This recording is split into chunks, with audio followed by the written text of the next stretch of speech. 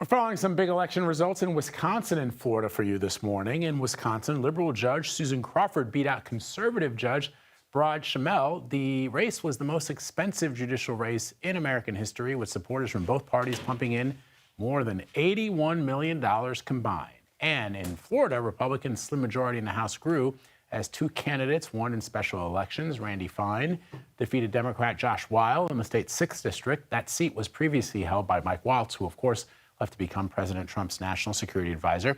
And in the 1st district, Republican Jimmy Patronis took home the election win in a seat that was previously held by Matt Gaetz. I want to bring in CBS News political director Fin Gómez. Okay, Finny, let's start first with Susan Crawford's win.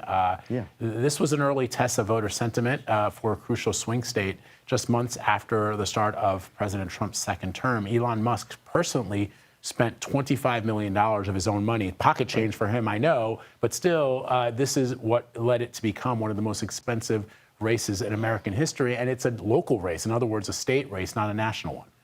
Yeah, you're exactly right, Vlad. You know, despite that heavy financial backing from Musk and groups tied to him, as you said, over $20 million, as high as $25 million from the world's richest man, and an endorsement, Vlad, from President Trump. The conservative in the race, Brad Schmel, lost by a 10-point margin to Crawford, the liberal candidate in the race. This result was that, that Musk's millions did not sway Wisconsin voters in this judicial race. It's a notable defeat, Vlad, because it's a battleground state that, as you said, that Trump narrowly flipped in 2024. Crawford ran primarily against Musk's involvement in the state. Here's what she had to say just yesterday.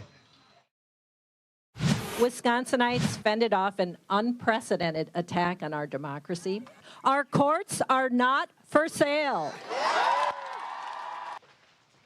And national Democrats that I spoke to this morning, Vlad, say that this win has established essentially an early game plan heading into the gubernatorial races later this year in Virginia and in New Jersey, and also as we go into the 2026 midterm cycles, which is just around the corner, Vlad. All right, let's turn now to Florida, Finn, with 2 additional seats in the House.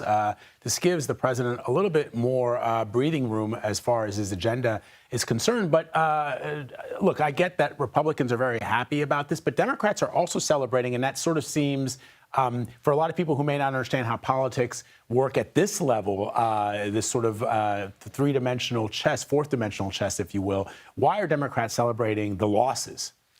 Yeah, so yes. Both Republicans in these respective races, Vlad, in the 1st and 6th congressional districts in Florida, won on Tuesday. But these are deeply red seats, vacated by, Matt Gaetz and Mike Waltz. However, their victories came with a dramatically reduced margins compared to the 2024 general election. Patronis won with 57% against the Democrat, a 50-point margin, and Fine by a 14-point margin against the Democrat in that race. But Vlad, if you go back to November, in both these areas, in both these congressional districts, Trump won by plus 31 points. Right? So they essentially cut into that half that amount.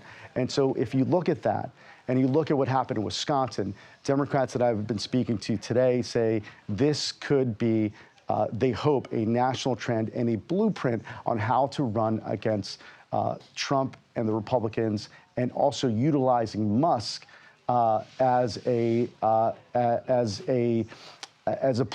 way to wedge and to galvanize their base voters. And of course, like as I mentioned, there are 2 big races coming up in the fall, the gubernatorial races in Virginia, which is nearby, but also in New Jersey, and where Democrats do feel very strongly that they can win and hold in those respective seats, Vlad.